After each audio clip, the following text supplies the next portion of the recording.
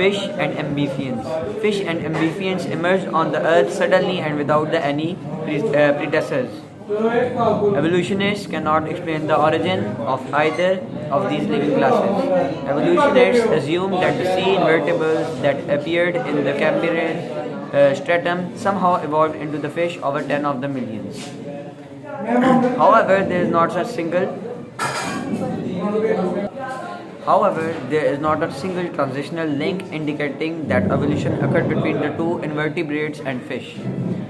Actually, the evolution of the invertebrates that have their hard tissues outside their bodies and no skeleton into the bony fish that have theirs in the middle of their bodies is a very big transformation which should have left a great number of translation links.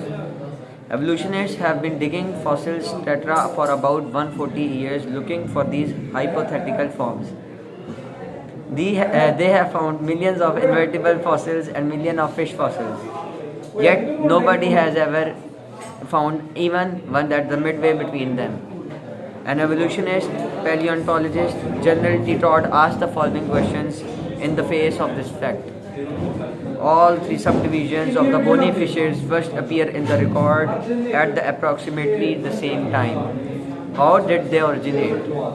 What allowed them to divide so widely? And why there is no trace of the earlier intermediate forms. The evolutionary scenario also argues that fish, which evolved from the invertebrates, later transformed themselves into the amphibians, which are able to live on the land. But as you would imagine, the scenario also lacks evidence. There is not even a single fossil verifying that a half fish, half amphibian creature have ever existed.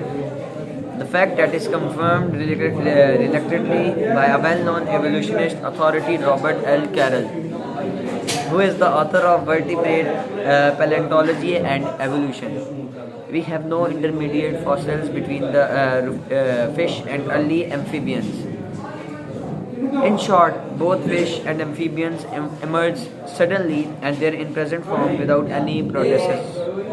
In other words, God created them in a perfect form. There is no difference between a fossil fish of 100 years ago and modern fish. Fish have been created as fish always remained so. The miracle of metamorphosis. Frogs are the first born in the water, live there for a while and then emerge on the land in a process known as the metamorphosis. Some people think that metamorphosis is evidence of evolution, whereas the two have actually nothing to do with one another. The sole development mechanism proposed by evolution is mutation. Metamorphosis does not come about in the constitutional effects as mutation does. On the contrary, this change results from the frog's genetic code. In other words, it is already evident that the frog is the firstborn. It will have a type of the body allowing it to live on the land. The evolutionist claim of passage from water to land says that fish with the genetic code completely designed to allow them live in a water turned in a land creatures as a result of change mutations. But for the reason metamorphosis actually tears evolution down rather than shortening it up. Because the slightest error in the process of metamorphosis, the creature will die or be deformed. It is impossible for a complex process, which allows no room to error to have come about by mutations as it claimed by the evolution. The offspring that will emerge from the fertilized frog eggs will be plentiful enough to cover a lake or a flowing water. The problem of scale. One of the important contradiction in the fanciful evolutionary scheme stretching from fish to reptiles in the skin formation of these organisms.